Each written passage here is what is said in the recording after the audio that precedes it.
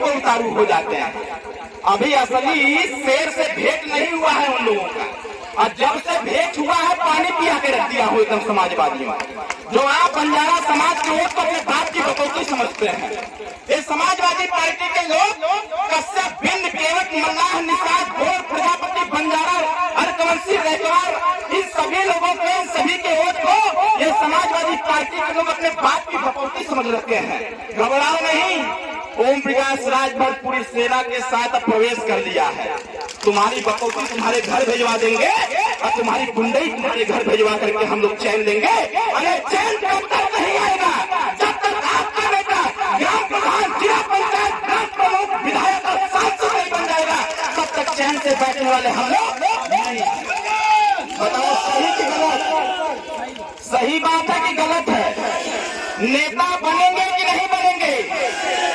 नेता बनेंगे तभी शिक्षा आएगी भाई साहब। भाषण देने से शिक्षा आने वाली नहीं है। तो तमाम जगह जब आप जाएंगे, लोगों के साथ उठेंगे बैठेंगे, तब आप समझेंगे कि हमारा समाज कितना पीछे है। सिर्फ समझने से काम नहीं चलेगा, नेता बन करके अपनी भागीदारी, अपनी हिस्सेदारी की लड़ाई लड़ने की आवश्यकता है। मैं नौजवान भाइयों आपसे कहता हूँ, अरे आप क्या जवाब दोगे भाई अपने बच्चों को? जैसे आपके बाप दादा जवाब नहीं दे पा रहे हैं आपको, क्या आप भी वही करना चाह रहे हो? यहाँ इस कार्यक्रम में 4 पीढ़ी के लोग बैठे हुए हैं। मेरी बात को गंभीरता से समझने का प्रयास करिएगा। इस कार्यक्रम में 4 पीढ़ी के लोग हैं और इस समय वर्तमान समय में 4 पीढ़ी बर्बाद हो गई। क्या चाहते हो कि 5वां पीढ़ी भी बर्बाद हो जाए? एक आपके कार्यक्रम में 80 साल का बुजुर्ग, दूसरा पीढ़ी बैठा हुआ है 50 साल वाला, तीसरा बैठा हुआ है 35 साल वाला और चौथा बैठा हुआ है 6 साल, 7 साल, 8 साल, 10 साल वाला।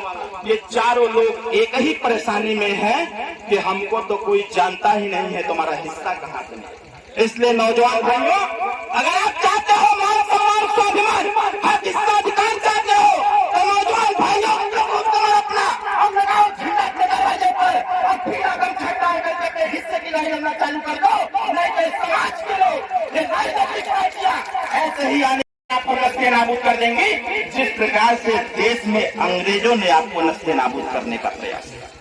जिसने इस देश में लड़ाई लड़ा, जिसने इस देश की रक्षा किया, जिसने हिंदुत्व को स्थापित किया, ऐसे लोगों से उनकी जाति पूछी जा रही है, ये बेशर्मी की हद हो गई है साथी। इसलिए नौजवान भाइयों, 5वीं पीढ़ी जो आपके सामने है, अगर आप चाहते हैं कि वो इज्जत सम्मान से जिए, वो भी नौकरी करे, वो भी राजनीति में सहभागी हो, वो भी इज्जत सम्मान से आगे बढ़े, तो आपको राजनीति में आना पड़ेगा।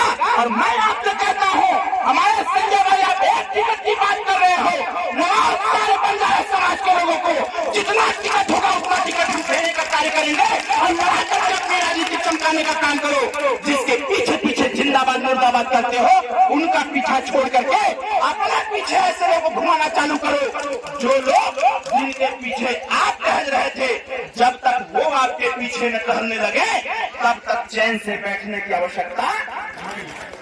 सही कह रहा हूँ कि गलत? तो बताओ, चुनाव लड़ाई हुई कि न हुई? चुनाव लड़ना होगा कि नहीं लड़ना होगा? लड़ना पड़ेगा ना। अगर चुनाव लड़ना है तो तैयारी चालू कर दो। जो ग्राम प्रधान है वो भी तैयारी करे, जो जिला पंचायत करना चाहता हमारा युवा है वो भी तैयारी करे। और 33% आरक्षण लागू हो गया है। माननीय नेताजी तो कह रहे हैं कि निकालो महिलाओं को भी, और इनसे भी कहो कि प्रधान और जिला पंचायत विधायक की कुर्सी पर कब्जा करें। बताइए सही की गलत? तो लड़ाई होनी चाहिए कि नहीं होनी चाहिए? कितने लोग चाहते हैं कि लड़ाई होनी चाहिए, हिस्सेदारी की जगह हाथ उठाइए। अगर हम समाजवादी का गुंडा आके कहिए कि नहीं ना सब गड़बड़ है, तो बतावा इसमें गुंडन का भी दवाई होए के चाहिए कि ना होए के चाहिए? होना चाहिए ना। अपने हिस्से की लड़ाई हमें स्वतः चाहते हैं, अपना मान सम्मान, स्वाभिमान, हक, हिस्साधिकार चाहते हैं, तो आने वाले समयों में नेता बनिए साथियों, और नेता बन करके अपने समाज की अगुवाई आप स्वतः करिए। इन्हीं चंद शब्दों के साथ फिर आपके बीच में हम आएंगे। इन्हीं चंद शब्दों के साथ अपनी वाणी को विराम देता हूँ। इस कार्यक्रम पर सभी लोगों को बधाई और धन्यवाद देता हूँ। सुरक्षा में लगे सुरक्षा कर्मियों को भी बहुत बहुत बधाई देता हूँ। पत्रकार साथियों को धन्यवाद देता हूँ। मंच पर आसीन सुहेलदेव भारतीय समाज पार्टी के माननीय प्रदेश अध्यक्ष प्रेमचंद कश्यप जी और माननीय प्रदेश अध्यक्ष मध्यांचल अमन मणि कश्यप जी, इसके साथ साथ यहाँ उपस्थित सभी जनपदों के जिलाध्यक्षों को भी मैं बहुत बहुत बधाई और बहुत बहुत शुभकामनाएं देता हूँ। और अपने सभी बंजारा समाज के माताओं और बहनों को, नौजवान साथियों को, बड़े बुजुर्गों को भी बहुत बहुत धन्यवाद देता हूँ। इसी प्रकार से एकता बनाए रहिएगा। आने वाला समय हमारा और आपका है साथियों। बहुत बहुत धन्यवाद। जय सुहेलदेव, जय सुहेलदेव, जय बंजारा, जय सुहेलदेव, जय बंजारा। अब नमस्ते प्रणाम बंद। जैसे आज पूरे दुनिया में अगर ये पीला गमछा लगा के जाएंगे तो लोग कह देते हैं कि सुहेलदेव वाले हैं, उसी प्रकार से इधर जब बंजारा समाज ये गमछा लगा के जाए तो लोग कहते कि ये बंजारा समाज के लोग जा रहे हैं। इसलिए अब नमस्ते प्रणाम सब बंद। अब एक चीज, जय सुहेलदेव, जय बंजारा, जय सुहेलदेव, जय बंजारा। बहुत बहुत धन्यवाद। जय सुहेलदेव, जय बंजारा, जय युवा।